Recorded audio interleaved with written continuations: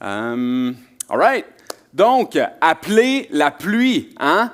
Est-ce que ce n'est pas de circonstance? Je vais proclamer ce matin qu'un jour, il fera beau au Québec.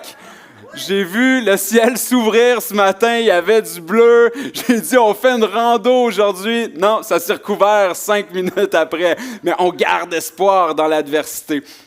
Mais ça tombe bien parce que ce matin, je voulais vous parler de la pluie. Je voulais vous parler de la pluie. Je pense que le temps du Québec a dû inspirer mon prêche. Je suis quelqu'un qui aime beaucoup la pluie. Je suis quelqu'un qui a plein d'histoires avec la pluie.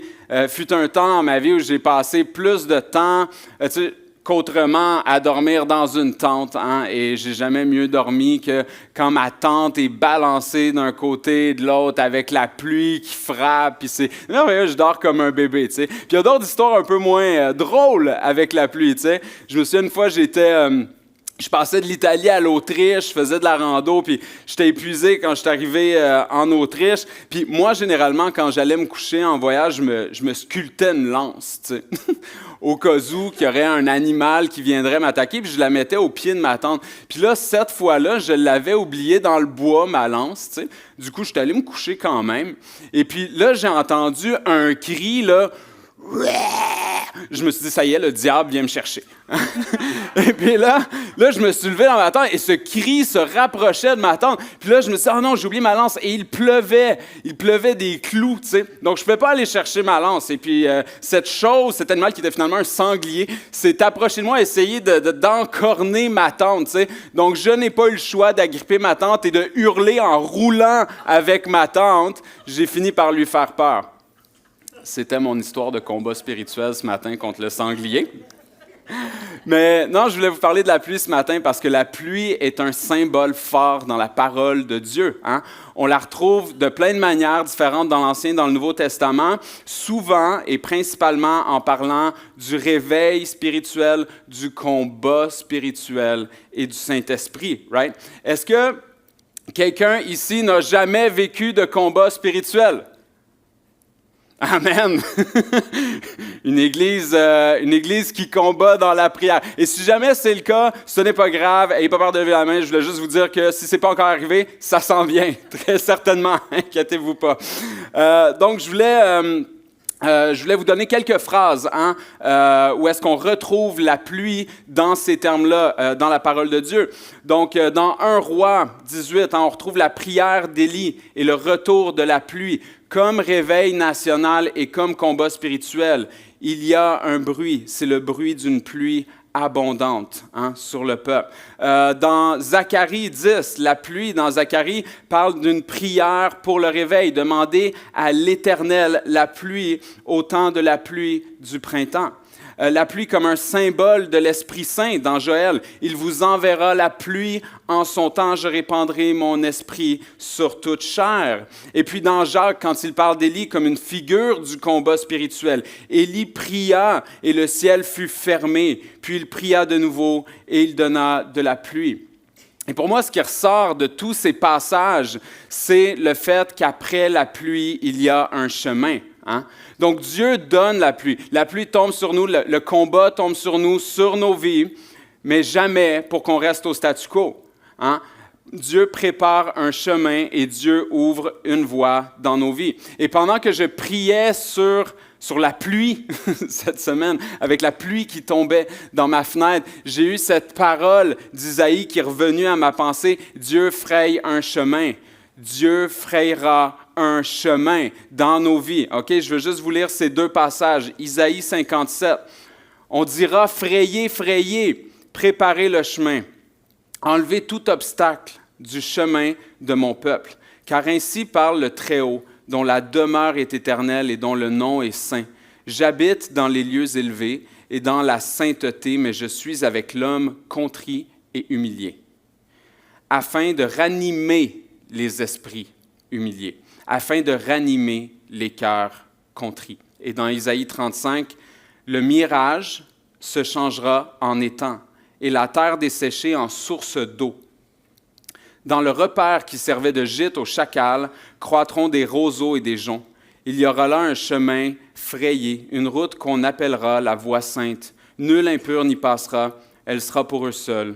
Ceux qui la suivront, même les insensés, ne pourront s'égarer. Sur cette route, point de lion, nulle bête féroce ne la prendra, nul ne s'y rencontrera, les délivrés y marcheront. » Donc, Dieu fraye un chemin. Dieu frayera un chemin. Et combien de fois dans ma vie est-ce que je n'ai pas cru à cette phrase? Combien de fois dans ma vie est-ce que cette phrase m'a sauvé la peau? Hein? Parce qu'en tant que chrétien, et le ministère n'en fait pas exception, des fois il y a l'impression d'avoir une espèce de cible dans le dos, on vit tous des attaques spirituelles. Hein? Et c'est probablement la phrase « Dieu frayera un chemin », une des phrases les plus surnaturelles dans nos vies. Hein? Une des phrases que les gens autour de nous croient le moins et une des phrases à laquelle l'ennemi s'attaque le plus. Hein? Est-ce que quelqu'un ici, très certainement, a déjà vécu une situation et dit à quelqu'un de proche « C'est correct, Dieu est là ». Et l'éclat de rire est advenu. Hein? Ou la personne qui est comme « Oui, c'est correct, Dieu est là, Dieu est là. Hein? » Cette chose qui est fondamentale dans notre vie, que les gens autour de nous ne voient pas, mais qui est le fondement du fait qu'on continue à avancer. Dans ma vie, j'ai souvent appris, je ne sais pas pour vous, les choses à la négative. Hein? J'ai souvent appris ce qu'il fallait faire en voyant ce qu'il ne fallait pas faire. J'ai souvent appris ce qui était vrai en voyant ce qui était faux. Et en fait, le combat spirituel s'est présenté à moi le jour où j'ai compris qu'il y avait un monde spirituel. Hein? Moi, quand mon père est mort quand j'étais jeune, j'étais assez jeune, et puis comme tout adolescent, on cherche à voir où est notre père une fois qu'il est décédé. Tu sais. Donc, le chemin le plus facile, c'est quoi? C'est l'ésotérisme. Donc, de fil en aiguille, je me suis ramassé, vous ne le croirez peut-être pas, comme photographe de cérémonie vaudou. Hein? Eh oui, et je suis là aujourd'hui. Donc vraiment tout le monde. Hein? Et puis j'étais photographe, je faisais des gigs de journalisme à l'époque, et puis on est venu me recruter pour ça, donc j'ai commencé à devenir photographe pour la cérémonie des morts de vaudou haïtien à Montréal. Puis les gens m'invitaient à leur domicile pour des cérémonies de vaudou, puis là, plus je rentrais là-dedans, plus je voyais des choses que mon esprit n'arrivait pas à s'expliquer. Mais je voulais aller plus loin parce que je me disais, si l'esprit existe, mon père existe quelque part. Mon père est encore en vie quelque part dans ce monde-là et ça va me suffire pour y croire. Ça n'a pas eu l'effet que j'espérais. Et puis à un moment donné, il y a même une dame qui m'a amené dans un appartement. Vous ne saviez peut-être pas que ça existe, moi non plus, je ne le savais pas. C'était un appartement à Montréal, je pensais que c'était son appartement. C'était comme une espèce de prêtresse. Puis elle m'a amené là et puis il y avait cet appartement vide avec des bougies par terre, tu sais, une vraie histoire de film d'horreur et des idoles dans chaque pièce. Tu sais, puis elle commençait à s'asperger d'alcool, à cracher de l'alcool en faisant des incantations jusqu'à ce que je comprenne que son but, c'était de se faire posséder pour me parler. Bref, c'était toute une histoire. Mais ce jour-là, j'ai compris qu'il y avait des enjeux dans l'invisible. Ce jour-là, j'ai compris que oui, il y avait des esprits, mais qu'il y avait un Dieu, qu'il y avait quelque chose de plus fort, qu'il y avait un autre monde, et que s'il y avait un autre monde, il y avait un combat spirituel. Même chose pour le réveil. Le jour où j'ai compris le réveil, c'était quoi? Hein, on parle souvent des grands réveils, tout ça. Moi, le jour où j'ai compris c'était quoi un réveil, c'est quand j'ai vu une église s'effondrer. C'est quand j'ai vu une église s'effondrer devant son propre réveil, devant sa propre tentative de garder quelque chose en place qui ne marche pas. Et je vous le dis, c'était une église que j'ai aimée de cœur, là, tu sais. Et puis, c'est pas que c'était des grosses affaires là, à tomber sur le dos, mais il y avait une élévation. Il y avait une élévation de l'Église. Et vraiment, là, on voyait quelque chose là, qui était en train de prendre de plus en plus fort avec l'Esprit Saint. Et puis, tranquillement, l'orgueil est rentré. Tranquillement, la division est rentrée. Tranquillement, la querelle est rentrée. La louange a commencé par se diviser. Et puis, les gens ont commencé par se diviser dans l'assemblée. Et puis, après ça, le pasteur est parti. Et puis, après ça, le co-pasteur est parti. Après ça, ils ont engagé un pasteur. Ce pasteur-là aussi est parti. Et j'ai vu ces gens-là, vraiment, là, redescendre, mais vouloir garder leur réveil. Il fallait que le réveil reste là. Et puis, tu sais, tu le vois, là, tu sais, comme quand quelqu'un essaye de faire quelque chose, puis tu sais que c'est pas ça. Puis lui aussi, il sait que c'est pas ça. On dirait qu'il essaie de garder quelque chose en faisant semblant hein, que c'est vrai. Comme quand on est enfant, là, mais on le sait que ça ne tient pas les deux bâtons ensemble. Donc aujourd'hui, j'aimerais aborder le combat spirituel avec vous. Le combat spirituel dans nos vies personnelles et le combat spirituel dans nos églises. Et j'aimerais mettre ça en parallèle à la question du réveil. Okay? Et quand je parle de réveil ici, comprenez-moi bien, je ne parle pas de faire revoler les gens avec des manteaux. Certains comprendront la référence, même si ce serait vraiment cool, admettez-le, de faire revoler les gens avec des manteaux ou de les faire tomber, mais ce n'est pas de ça que je parle. Ce dont je parle, parce que vous savez, le terme renewal, revival, c'est un terme très, très, très récent, hein? C'est un terme qui est arrivé avec l'évangélisme, mais le concept, lui, est ancien. Hein? Donc, on parlerait plus d'une renaissance de l'âme. Et cette renaissance-là est vraie collectivement et elle est vraie individuellement. Right? Donc, on ne parle pas de grand réveil, mais je veux qu'on travaille là-dedans ensemble, qu'on traverse ensemble à travers la prière sacerdotale de Jésus dans Jean 17. Donc, Jared McKenna, un activiste, un peu à la chaîne Claiborne, mais en Australie, vraiment intéressant, je vous conseille fortement d'aller le lire, nous dit « Jean 17 est révolutionnaire. Ce n'est pas une prière de confort, mais une prière de feu. Jésus ne prie pas pour que nous soyons mis à l'abri, mais pour que nous soyons fidèles, envoyés, protégés dans le combat spirituel. Il prie pour une unité plus forte que l'idéologie, plus profonde que la culture. Une unité née de l'amour trinitaire. Quand cette prière devient notre prière, nos communautés deviennent des avant-postes du royaume. Le réveil commence non pas par des foules, mais avec une Église qui ose être la réponse à la prière de Jésus. Amen. Donc, on va rentrer tranquillement. Là, je n'ai pas mis Jean 17 au complet parce que Jean 17 est long, mais j'ai mis une partie de Jean 17 avec quelques textes parallèles. Donc, Jean 17, 14, 18. « Je leur ai donné ta parole et le monde les a haïs parce qu'ils ne sont pas du monde. Comme moi, je ne suis pas du monde. Je ne te prie pas de les ôter du monde, mais de les préserver du mal. Ils ne sont pas du monde, comme moi, je ne suis pas du monde. Sanctifie-les par ta vérité. Ta parole est la vérité. Comme tu m'as envoyé dans le monde, je les ai aussi envoyés dans le monde. Si le monde vous hait, dans Jean 15, sachez qu'il m'a haï avant vous. Si vous étiez du monde, le monde aimerait ce qui est à lui. Mais parce que vous n'êtes pas du monde, et que je vous ai choisi du milieu du monde, à cause de cela, le monde vous hait. » Et on retrouve encore une fois dans Jean 20.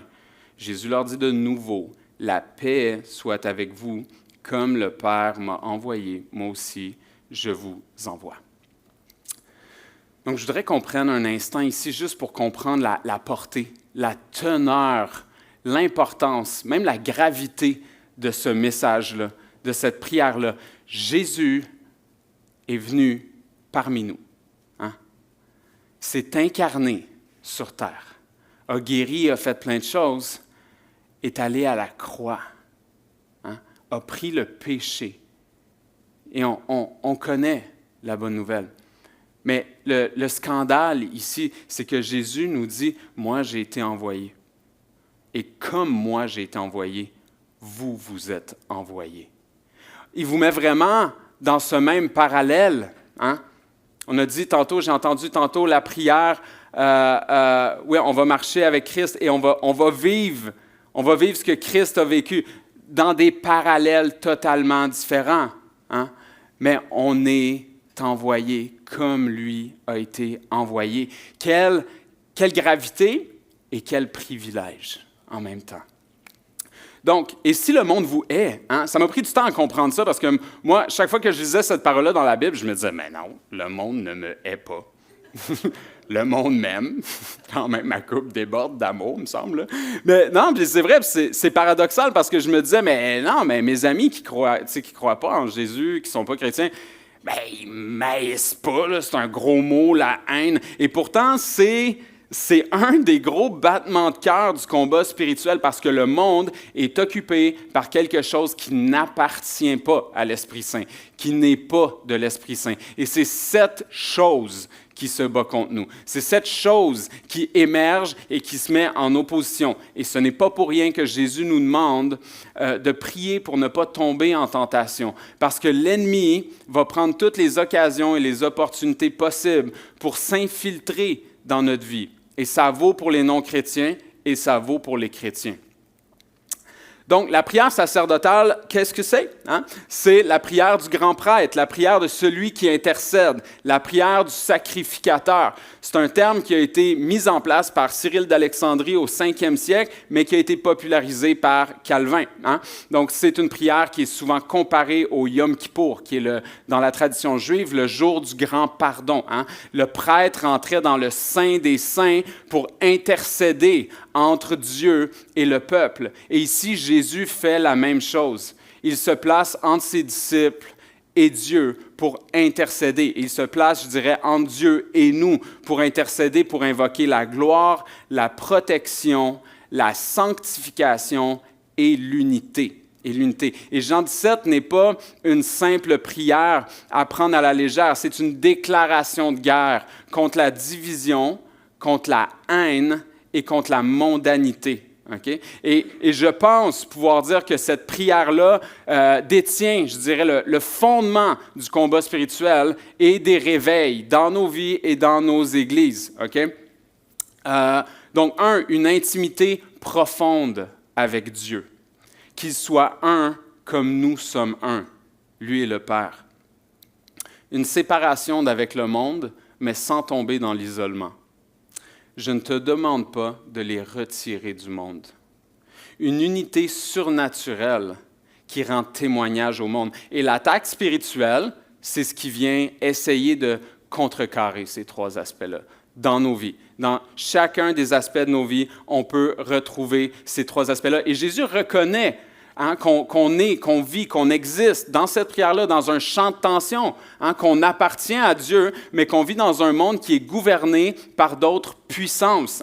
Et Jésus ne prie pas pour notre évasion de ce monde-là, il prie pour notre protection dans le combat. Vous savez, le mot « protéger du mal », le mot « mal » a la même racine. En fait, on pourrait le remplacer littéralement par le mot « malin ».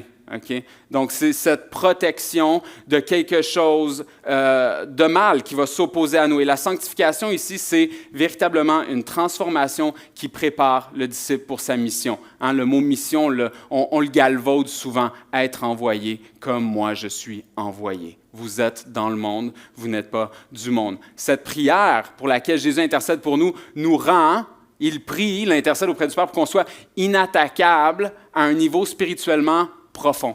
Okay? C'est-à-dire pas nécessairement dans la surface, pas dans ce qu'on vit, pas dans nos émotions, mais dans ce oui qu'on a dit à Christ, dans cette vie qu'on a donnée à Jésus. Right? Cette prière dévoile l'enjeu invisible de nos missions en tant que disciples de tous les jours. Et ça pourrait se résumer ici, afin que tous soient un, afin que le monde croie. C'est le battement de cœur du réveil et du combat. Parce que l'unité entre les croyants est une arme spirituelle redoutable. Et l'ennemi cherche en nous-mêmes et dans nos communautés la division. Le royaume manifeste l'inverse. L'amour, la vérité et l'unité. Ici, je vais mettre deux choses en parallèle. Le statement ici, c'est que le combat spirituel ne va pas sans le réveil. Okay? L'un ne va pas sans l'autre. Chaque réveil, même petit dans la vie d'une personne, est attendu par un combat. Chaque réveil que vous allez vivre dans votre vie est attendu par un combat. Et chaque combat est succédé d'un réveil. Okay? Ici, il faut comprendre, quand je suis rentré à Pouvoir de changer, j'étais extatique, c'était merveilleux. Là, je deviens directeur de Pouvoir de changer, merveilleux. Et puis là, je suis arrivé et j'ai fait... Finalement, ça ne va pas être aussi facile que ça. Les églises ne répondaient pas vraiment, ne voulaient pas vraiment travailler ensemble. J'ai écrit le nom de tous les directeurs et directrices de cégep, d'université, sur un gros tableau blanc. Mon directeur m'en reparlait récemment. Le tableau blanc. J'ai écrit le nom, j'avais l'air d'un stalker, là, il y avait des flèches, il y avait des photos. Non, c'est pas vrai. Inquiétez-vous pas. Et puis après ça, j'ai commencé à écrire le nom des églises, le nom des pasteurs. Et vraiment, ça ne marchait pas. Si je devais vous dire combien de fois j'ai failli remettre ma démission. Combien de fois j'ai failli remettre ma démission? Pas parce que ça ne marchait pas instantanément, mais parce que ça ne marchait pas du tout. Et que plus j'avançais, plus l'opposition était forte. 8 mois. Chaque fois que j'allais au bureau, et j'ai reproduit ce bureau-là à la maison, on priait, on jeûnait. On priait, on jeûnait. On priait, on jeûnait sur chacun de ces noms-là. Hein? Quand je suis passé en entrevue à P2C, on m'a dit « Comment tu vas réussir à reconstruire des groupes au Québec? » J'ai dit « Je vais prier, je vais jeûner. Moi, je ne ferai pas grand-chose. » Et puis, ils m'ont dit « Oui, mais donne-nous là, des techniques un peu plus administratives. » Puis là, je me suis mis à dire quelque chose. Mais j'ai fini ma phrase par « Mais je vais quand même prier et jeûner parce que je peux bien faire tout ce que je veux si je ne prie pas et que je ne jeûne pas. » Et on est passé de 1 groupe à 10 groupes, à des missions. On s'en va sur notre 15 groupes. Et c'est pas moi. C'est pas moi, puis oui, on a une équipe merveilleuse, puis amen, gloire à Dieu pour notre équipe, mais pour moi, c'est l'Esprit Saint. C'est la tension, la mince ligne, où est-ce qu'on peut franchir, où est-ce qu'on peut juste circuler dans nos combats spirituels. Ici, il faut comprendre contre quoi on se bat et qu'est-ce que c'est qu'un réveil. Okay? Et encore une fois, je veux démystifier l'image du réveil parce qu'on a tellement entendu des histoires de réveil qui sont allées un peu partout, mais il y a des réveils doux, il y a des réveils calmes, il y a des réveils durs, difficiles. Hein? Il y a des réveils intenses, ça peut arriver, oui, et des combats aussi. Il y a des combats doux, il y a des combats calmes, puis il y a des combats intense. Hein? Et là, je veux juste les mettre en parallèle. Le combat spirituel, ce qu'on lit finalement dans la prière sacerdotale de Jésus, c'est qu'on ne passe pas à côté. Okay? On ne passe pas à côté. Elle est même nécessaire. Okay? Dans 1 Philippiens 4,12, on peut lire « Mes chers amis, vous avez été plongés dans une fournaise qui éprouve votre foi. N'en soyez pas surpris comme s'il vous arrivait quelque chose d'anormal. » Hein? Et dans Timothée 3,12, ça c'est une version jeunesse, mais je la trouvais comme originale. Quiconque veut tout vivre pour Christ est bon pour un bon paquet de problèmes. Il ne peut y échapper. Mais la consolation, on peut la retrouver dans 2 Corinthiens 4,7. En effet, nos détresses présentes sont passagères et légères par rapport au poids insupportable de gloire éternelle qu'elle nous prépare. Et je vous dirais même que oui, par rapport à la gloire éternelle qu'elle nous prépare, mais par rapport à chaque petite gloire aussi qui nous attend dans nos vies, par rapport à chaque réveil très, très, très personnel que Dieu a pour nous, pour nos états de conscience, de confiance aussi, pour nous rapprocher de la croix. Hein? Donc, on l'a vu dans la parole, de manière très générale, ces combats-là se présentent comme des tentations, hein? Comme notre propre péché parfois, comme le péché des autres qui a un impact sur nous, ou comme une épreuve. Et à toutes ces choses, Dieu nous demande la résistance, la repentance, le pardon, ou ne pas se faire justice, et la confiance. Et ce combat-là nous mène au réveil. Et là, encore une fois, je le dis, il y en a qui appellent ça victoire. Hein? J'ai eu une victoire. Et c'est correct. Pour moi, la victoire est à Christ. Je suis sous Christ. C'est ça, victoire. Il y en a qui vont appeler ça des grâces. Okay? Ce que je parle véritablement ici, c'est chaque moment dans votre vie où est-ce qu'il y a un voile qui est arraché de vos yeux. Pas les moments où est-ce qu'on roule nécessairement à terre, là, mais vraiment un moment où Christ fait, voilà, un autre voile qui est enlevé de tes yeux. C'est ce dont je parle quand je parle de réveil, de plusieurs réveils dans notre existence. Donc, dans Romains 8, 28-29, on peut lire « Nous savons que Dieu fait concourir toutes choses au bien de ceux qui aiment Dieu, de ceux qui ont été appelés conformément au plan divin. En effet, ceux que Dieu a connus d'avance, il les a aussi destinés à devenir conformes à l'image de son Fils. » C'est ça, le réveil. C'est devenir conforme à l'image de son Fils. Okay? Et ça ne se fait pas du jour au lendemain. Okay? Et ça ne se fait pas non plus avec sévérité. Hein? Dieu nous aime, on fait affaire avec un Dieu aimant qui nous travaille avec douceur, pas après pas, jour après jour, mais il faut être conscient qu'on est envoyé ici en devenant conforme à l'image de son Fils. Et je voudrais vous mettre une image un petit peu pour... je ne sais pas si vous connaissez ce jeune homme. Ce charmant jeune homme n'est pas un hipster montréalais. Certains le connaissent certainement. C'est Bob Dylan, hein? Donc, je sais... oui, c'est Bob Dylan. Donc, Bob Dylan, pour ceux qui ne le connaissent pas, moi j'aime beaucoup Bob Dylan, j'aime beaucoup sa musique. Faisait partie de la génération beatnik, hein? Il a traîné avec Jack Kerouac, avec un petit peu plein de monde, Donovan. Ils ont fait un film sur lui récemment qui est un super bon film, je vous le conseille tout à fait, mais ils sont passés à côté de la partie la plus importante de la vie de Dylan, sa conversion. Et le moment où Dylan est devenu un fervent évangéliste. Hein? Donc, pendant un concert, Dylan s'est fait lancer une croix en fer qui est tombée sur le stage. Comme quoi, on peut vraiment évangéliser n'importe comment. Toute occasion est bonne. Imaginez, la vie de Dylan a été transformée par un fan qui a pitché une croix, c'est fou. Et puis, il a ramassé la croix, il l'a gardée avec lui. Puis, à un moment donné, dans sa chambre d'hôtel, il dit qu'il y a eu une vision. Il y a eu une vision de Christ qui s'est approché de lui et il dit « Je n'ai jamais ressenti un amour aussi pur, aussi vrai et aussi intense. » Il s'est mis par la suite à suivre des cours de théologie et biblique au Vineyard Fellowship. Il a changé sa musique.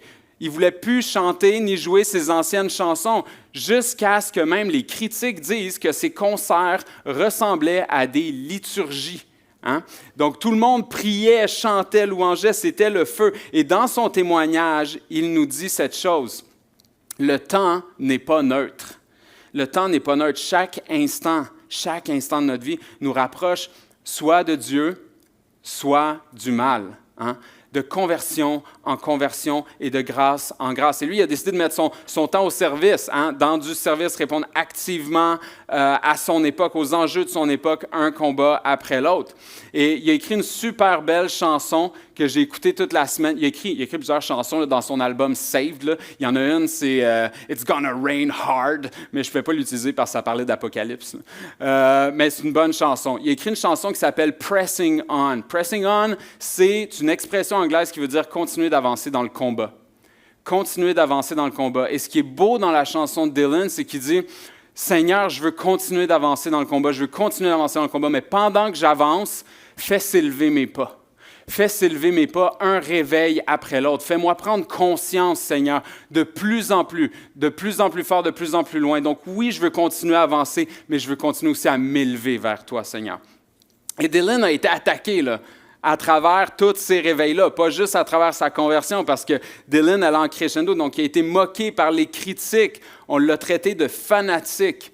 Il a été hué par une partie de ses fans lors de ses tournées chrétiennes. Ses concerts ont été annulés. Et ce que Dylan a ressorti de ces enjeux-là, c'est qu'il dit vivre un dépouillement profond avant chaque moment de grâce. Et je le cite, il dit « Je suis passé par une période où je sentais que Satan avait le dessus sur moi. » Et finalement, qu'est-ce qui s'est passé avec Dylan? Est-ce que Dylan a encore la foi? Absolument. Un journaliste lui a demandé tout récemment, est-ce que tu crois encore en Jésus? Il a fait, hey, Jésus, c'est l'homme le plus awesome. Genre, qui d'autre est-ce que je pourrais croire, tu sais, à la manière Dylan? Mais Dylan s'est éloigné de l'Église. Dylan s'est éloigné de l'Église parce qu'il a dit, mon constat, mon expérience de l'Église à ce moment-là, c'était la division et c'était le légalisme. C'est l'expérience que j'ai vécue. Et il dit, je vais encore à l'Église. Est-ce que ce moment-là, je le donne tout et complètement à l'Église? Non, il a fallu qu'il prenne un pas de recul. Et Dylan a parlé après dans ses chansons de ça, justement, de l'attaque et du combat spirituel de l'ennemi sur la division qu'on vit par rapport à notre foi et la division qui est à l'intérieur de la communauté et ô combien dangereux ça a été pour lui. Hein? Donc, c'est vrai pour les divisions collectives, mais c'est vrai pour les divisions individuelles. Dans Jérémie 17, Dieu nous pose une question. Il demande « Où est ma place dans ta vie et à quel point veux-tu cette place? » Je voudrais juste vous... Ah oui, il est sur 2, hein? OK. Je voudrais juste vous en lire un passage, je l'ai découpé. Donc, Jérémie 17. « Guéris-moi, Éternel, et je serai guéri. Sauve-moi, et je serai sauvé, car tu es ma gloire. Voici, ils me disent, où est la parole de l'Éternel, qu'elle s'accomplisse donc, les gens qui moquent. Si vous m'écoutez attentivement, dit l'Éternel, si vous ne faites pas entrer de fardeau par la porte de cette ville le jour du Shabbat, si vous sanctifiez le jour du Shabbat et ne faites aucun ouvrage ce jour-là, alors entreront par les portes de cette ville des rois, des princes occupant le trône de David, montés sur des chars et des chevaux, eux et leurs chefs, les hommes de Juda et les habitants de Jérusalem, et cette ville sera habitée à toujours. On viendra des villes de Juda, des environs de Jérusalem, du pays de Benjamin, de la plaine, de la montagne et du Midi, apportant des holocaustes, des sacrifices, des offrandes et de l'encens, et apportant des actions de grâce dans la maison de l'Éternel. Mais si vous ne m'écoutez pas quand je vous ordonne de sacrifier le jour du Shabbat, de ne pas porter de fardeau et d'en introduire par les portes de Jérusalem ce jour-là, alors je mettrai le feu aux portes de la ville, il dévorera les palais de Jérusalem et ne s'éteindra point. Qu'est-ce qu'on veut dire ici? Pourquoi le jour du Shabbat? Dieu pose la question. Dieu demande à Jérémie de poser la question à Judas, c'est quoi la place que tu me donnes? Parce que la problématique avec Judas, c'est qu'il avait arrêté de respecter le Shabbat. L'idée, c'est pas le Shabbat. C'est pas le Shabbat. L'idée, c'est de dire, Judas a arrêté de respecter le Shabbat à cause du travail et de la mondanité. C'est ce qui ressort de la parole de Dieu et des analyses bibliques. Le travail a pris la place du Shabbat. La mondanité, le jeu, du pain et des jeux a pris la place de Dieu, du Shabbat. Donc, et dans l'Ancien Testament, le Shabbat était un signe d'alliance. En rejetant, en violant le Shabbat, Judas a rejeté Dieu. Et ce que Jérémie pose, c'est comment est-ce que tu honores Dieu dans ta vie? Quelle est la place de Dieu? Est-ce que la place de Dieu est centrale? Et est-ce que ça ne ferait pas toute la différence dans nos combats spirituels? Et est-ce que ça ne ferait pas toute la différence dans les renouveaux que nous vivons un à la fois? Parce que c'est ce que Dieu dit à Jérémie. Si je suis central, il est là le renouveau. Tu n'as même pas idée qui va rentrer par tes portes. Tu n'as même pas idée de ce qui va se passer dans ta vie si ma place est centrale. Donc, l'application ici, c'est de comprendre que nous sommes envoyés.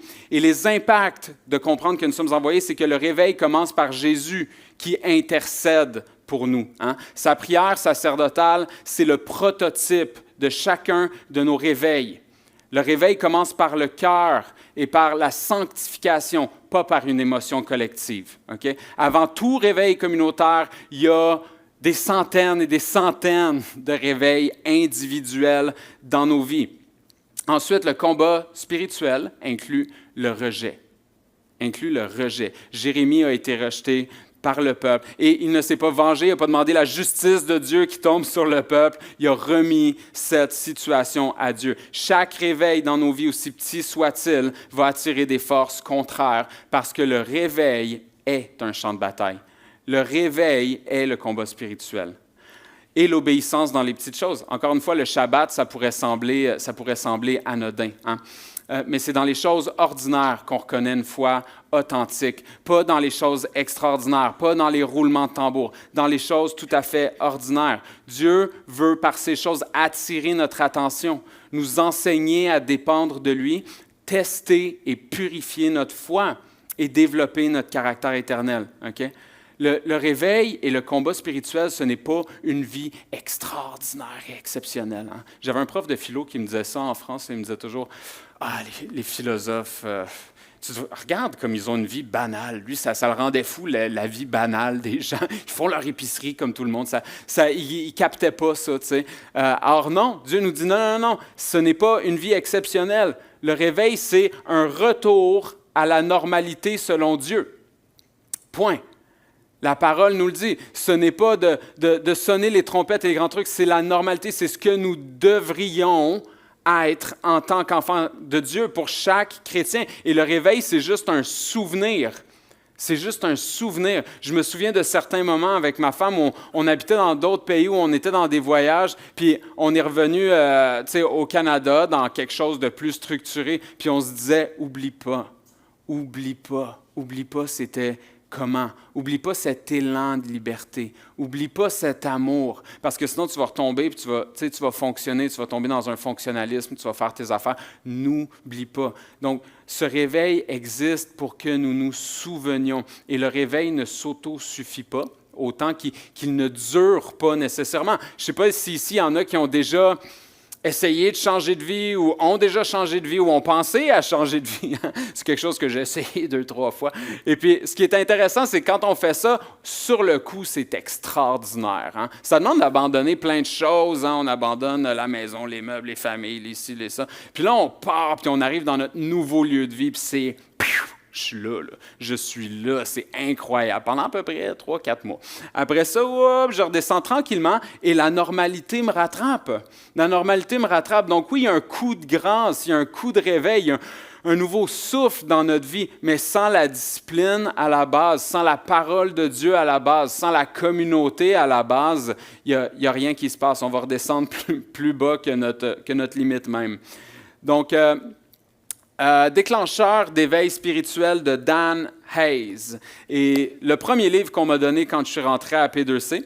Et ce que l'auteur nous dit ici, c'est que le réveil est un champ de bataille, qu'il va amener dans nos vies de l'opposition et que chaque réveil, je parle encore des réveils là, individuels, collectifs aussi, mais aujourd'hui on parle individuel, va amener une opposition parce que c'est une menace pour les ténèbres.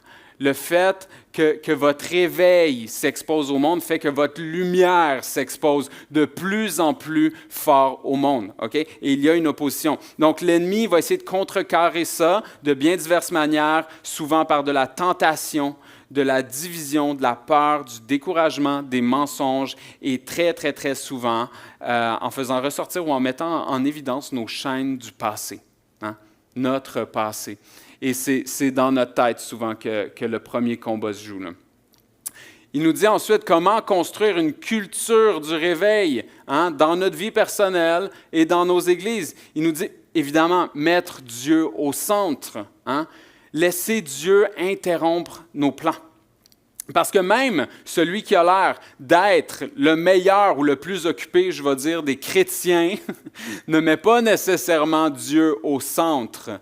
Dieu au centre, c'est personnel, c'est dans votre relation, c'est dans ce fondement-là. Hein? Beaucoup de chrétiens, beaucoup de pasteurs peuvent ignorer Dieu, hein? Beaucoup d'évangélistes, etc., etc. Donc, la repentance joyeuse, être à l'écoute de l'Esprit Saint, l'invoquer dans nos vies, enseigner la parole et lire la parole, oui, pour l'aimer, pour la goûter, mais aussi pour provoquer une rencontre. Et je pense que c'est ça la grande question de l'auteur, c'est est-ce que nous provoquons cette rencontre dans nos vies? Est-ce que nous provoquons la pluie dont on a besoin pour avancer? Est-ce que nous provoquons la rencontre de l'Esprit Saint? Est-ce que la parole, elle est vivante et active dans nos vies? Hein? Et il nous dit finalement, évidemment, des disciplines spirituelles intentionnelles et tout ce que vous faites, faites-le au nom de Jésus. Tout ce que vous faites, faites-le au nom de Jésus. Parce qu'au même titre que lui, tout ce qu'il faisait, il le faisait au nom du Père. Et nous sommes envoyés tels que lui. Donc, nous le faisons en son nom. Hein? Et la question que je voudrais vous poser, la question que l'auteur pose en parallèle dans son livre, c'est où êtes-vous envoyés? Comment êtes-vous envoyés? On sait d'où vous êtes envoyés, on sait par qui vous êtes envoyés, mais où êtes-vous envoyés? Parce que souvent, on a cette impression-là hein, de se dire, bah, l'évangéliste, le pasteur, Non, non. Vous pouvez aller dans des endroits où un pasteur ne pourra jamais aller. Vous pouvez aller dans des endroits où un évangéliste ne pourra jamais aller. Vous pouvez aller en fait dans des endroits où personne ne pourra jamais aller parce que c'est votre endroit, c'est votre place, c'est votre espace, c'est votre combat, c'est votre réveil. L'Église se ligue au réveil de tout le monde et tout le monde se met ensemble et autour dans la prière. Mais c'est votre espace parce que vous êtes envoyés. Hein? L'auteur nous dit les effets d'un réveil, sauver des âmes, redonner vie à une génération, préparer une église, laisser des traces profondes, générer des missions ou même des réformes sociales, mais surtout et avant tout, devenir comme Jésus. Surtout et avant tout, devenir comme Jésus. Il nous dit, le réveil nous secoue, mais c'est les réformes qui s'ensuivent qui nous construisent. Le réveil nous allume. Mais c'est notre discipline collective qui nous entretient. Et l'Église primitive, j'aime toujours glisser un petit mot sur l'Église primitive, est d'accord avec ça, est définitivement en accord avec ça. Donc, comme je le disais, le revival n'existait pas à l'époque des premiers chrétiens. Ce terme-là n'existait pas. Par contre, on parlerait d'un renouveau continuel. Donc, le réveil et le combat spirituel, pour les premiers chrétiens, était quelque chose de permanent. On retrouve ça dans la théologie pneumatique, donc la théologie du Saint-Esprit. On parle d'une participation, une ascension sans fin vers Dieu, de réveil en réveil, de grâce en grâce. Saint Jean Chrysostome disait, il est plus difficile, c'est un combat de se garder pur au sein de l'Église que de se convertir à l'extérieur d'elle, parce qu'il y a un combat. Et il y a un combat parce qu'il y a une opposition. Le réveil commence par un effondrement sacré. Eva, quel est l'effondrement dont votre vie a besoin? Quelle est cette chose qui doit être tâchée ou cette chose sur laquelle on ne lâche pas prise? Et Dieu sait qu'il y en a, il y en aura toujours, il y en a des dizaines, des centaines de choses sur « non, c'est à moi », mais l'effondrement sacré, c'est ça, c'est cet espace vide où est-ce que l'Esprit Saint va se présenter, où est-ce que Dieu veut rentrer dans votre vie et où est-ce que être envoyé, ça prend tout son sens. Et dans la Bible, les réveils ne durent pas. Ils sont consécutifs, mais ils ne durent pas. Okay? Un des plus beaux exemples, un de ceux que j'ai étudié le plus, c'est le réveil du Pays de Galles en 1900 quelques. Là. C'est vraiment hot là, comme livre, là. C'est comme histoire, pardon. Il n'y avait plus personne qui se faisait arrêter dans le village, les juges n'avaient plus de job, les policiers n'avaient plus de job, même les ânes ou les mules avançaient plus parce que les ouvriers ne blasphémaient plus contre eux ou ne leur criaient plus après. Tout le monde se rencontrait à toute heure de la journée pour prier, merveilleux, mais ça s'est arrêté. Dans la parole, on le voit aussi dans Josias, il y a eu un réveil, mais la génération suivante retombe. Dans Néhémie et Esdras, le peuple se repent, mais l'alliance va être brisée à nouveau. Dans Apocalypse, on va lire « Tu as abandonné ton premier amour ». Il y a quelque chose qui fait qu'à un moment donné, ça s'arrête et que l'entretien de ce feu-là, l'entretien de nos réveils très personnels est important de manière collective. La collectivité est là pour supporter chacune de ces lumières qui est assise dans l'Église et qui repart à l'extérieur de l'Église après. Sinon, très rapidement, la porte est ouverte. On parlait la dernière fois de tenir la porte ouverte à l'Esprit Saint. Eh bien, la porte peut aussi être ouverte à la division, la porte peut être ouverte à l'orgueil et la porte peut être ouverte à le mien est meilleur que le tien. La forêt prit 100 mots. C'est mon alternative pour vous. J'aime ça finir sur une note un peu babacool. La forêt prit 100 mots. Les arbres enracinés dans le silence rappelle aux âmes agitées, je ne sais pas si je l'avais ici, non, je ne l'avais pas, OK. Rappelle aux âmes agitées que la croissance est lente, la lutte est invisible et que l'appel de la lumière ne ment jamais. Comme eux, nous devons tendre nos branches vers le ciel, même quand le sol est sec. C'est un père du désert qui nous dit ça. Et je voudrais prendre l'exemple de la nature pour vous parler pour vous donner une dernière parole sur vos combats spirituels et sur les renouveaux dans votre vie. Parce que Dieu met des exemples souvent de notre vie chrétienne dans la nature, met des exemples bibliques. C'est écrit dans Job, la nature t'instruira. Et pour faire une référence au beau temps du Québec ces temps-ci, il viendra pour nous comme la pluie. Mais on est allé beaucoup avec ma femme sur la côte ouest. J'ai été traumatisé cette semaine, viscéralement. On est allé sur la côte ouest, puis à force de faire des randos, tout ça, je me suis mis à m'intéresser vraiment aux arbres, les séquoias géants, tout ça. Et ce que j'ai trouvé fascinant, c'est que les arbres sont intelligents. Ce que j'ai appris au fil du temps, c'est que les arbres communiquent entre eux. Et qu'en fait, quand il y a des sécheresses qui arrivent dans certaines forêts, les arbres vont se communiquer cette sécheresse en dégageant des hormones et ensuite, dans un accord commun, vont dégager des hormones qui vont monter jusque dans les nuages, qui vont créer de la condensation et qui vont créer de la pluie. Les forêts sont capables d'appeler la pluie. Et les arbres ne font pas que ça. À l'image même de notre vie spirituelle, ils sont capables de percevoir leur environnement. Ils sont capables de savoir si une attaque s'en vient. Ils sont capables de savoir la température. Ils sont capables de percevoir leur environnement, ce qui est corollaire au discernement dans nos vies. Right? Ils sont capables de communiquer les uns avec les autres pour se dire quoi faire et même pour se dire comment le faire, ce qui est corollaire à la force de la prière dans nos vies et en tant qu'Église. Ils sont capables de réagir et de s'adapter. Hein? Ils sont capables même de modifier leur croissance et d'alerter les autres arbres quand il y a des attaques. L'acacia d'Afrique avertit les autres arbres semblables quand un animal ou un insecte vient pour les manger. Mais c'est quand même fascinant. C'est quand même fascinant. Ici, on parle du combat dans la sagesse. Dieu a déjà mis les traces de sa sagesse dans la nature. Et en plus de ça, il crée un réseau coopératif de champignons souterrains pour se nourrir mutuellement quand une racine est plus faible que les autres. L'Église, la communauté, tout est là. Tout était déjà dépeint. Et donc, peut-être que c'est vous aujourd'hui qui êtes en combat spirituel et qui ne savez plus où aller. Ou peut-être qu'il y a un aspect de votre vie qui avait besoin de vivre un réveil. Ou peut-être que, comme bien des Québécois, vous êtes juste tannés de la pluie. Mais la prière sacerdotale de Jésus nous rappelle qu'on est protégé dans le combat, que nous sommes envoyés comme lui est envoyé, que nous sommes appelés à être un et que nous lui appartenons maintenant et à jamais. Et j'aimerais terminer avec une citation d'un de mes nouveaux évangélistes favoris, Bob Dylan. La foi n'est pas seulement une lumière dans l'obscurité, c'est le courage de marcher à travers les ténèbres quand la lumière semble disparue. C'est la prise de conscience que chaque pas avant, même le plus petit, c'est une victoire sur le doute et le désespoir. L'esprit est éprouvé, non pas quand tout est facile, mais quand la tempête fait rage.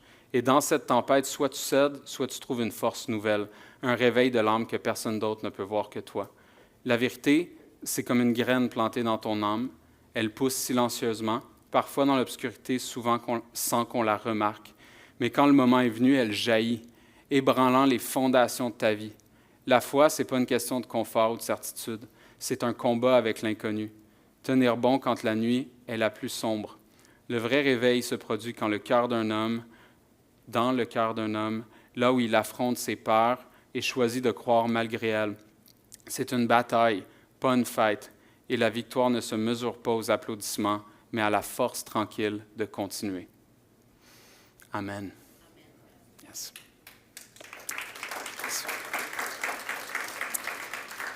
Et j'aimerais terminer en prière, si vous le permettez.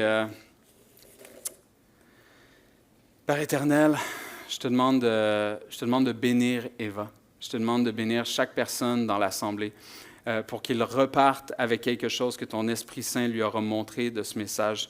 Bénis chacune des personnes ici, Seigneur, dans son combat et aide-nous à nous remémorer, Seigneur, la beauté, la gravité et l'importance de l'œuvre de la croix, Seigneur. Et c'est cette croix, Seigneur, qui fait de nous aujourd'hui des envoyés, comme toi, tu as été envoyé par le Père. Aide-nous à nous rappeler ces choses, Seigneur, et un réveil après l'autre, à chercher la charité, l'unité, Seigneur, et ta gloire. En ton nom, Jésus. Amen. Amen. Merci.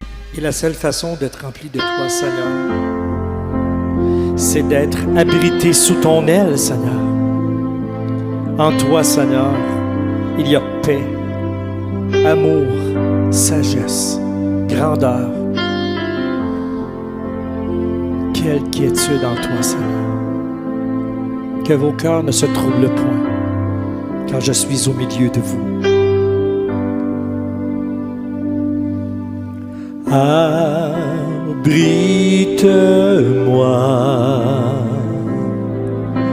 sous tes ailes,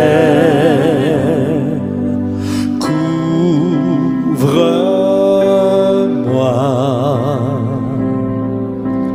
par ta main puissante, même si les océans se déchaînent, je les traverserai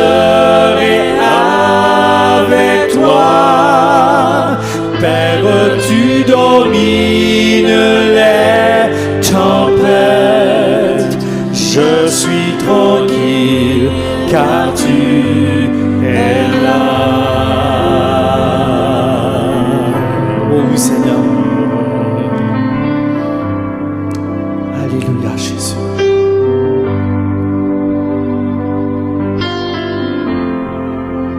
En Jésus seul, mon cœur se confie.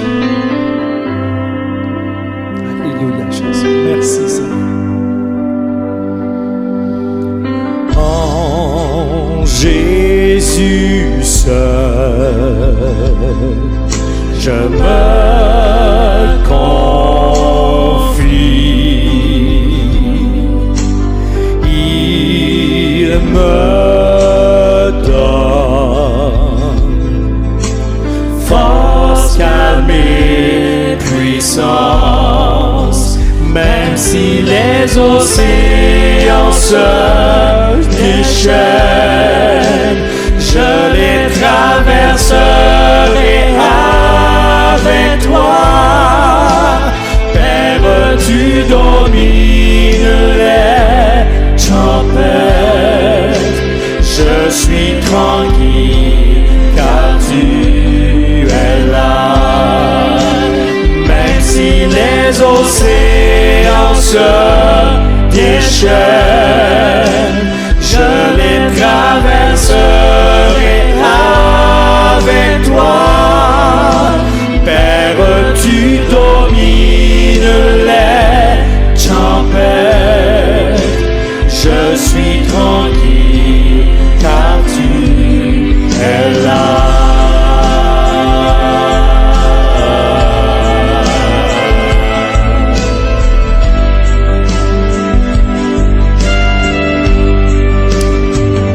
Seigneur, parfois dans nos vies, on est comme assis dans un bateau. La mer fait rage, comme vous pouvez voir. Mais on a toujours quelqu'un à qui crier et dire, Seigneur, Seigneur, ne t'inquiète pas, ne t'inquiètes-tu pas que nous périssions. Et le Seigneur entend nos inquiétudes, entend notre voix. Il lève sa main, la mer se calme. Les tempêtes dans nos vies s'extompent, s'éteignent lentement. Tu nous rassures, Seigneur. Tu es toujours là. Tu es toujours présent, Seigneur.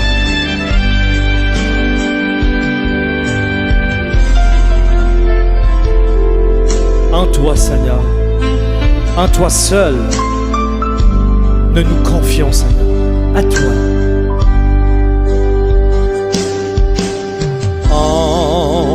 Jésus seul, je me confie. Il me donne force, calme et puissance, même si les océans se déchaînent, je les traverserai avec toi. Père, tu domines les tempêtes, je suis tranquille car tu es là. Même si les océans se déchaînent, je les traverserai avec toi. Père, tu domines les tempêtes, je suis tranquille car tu es là.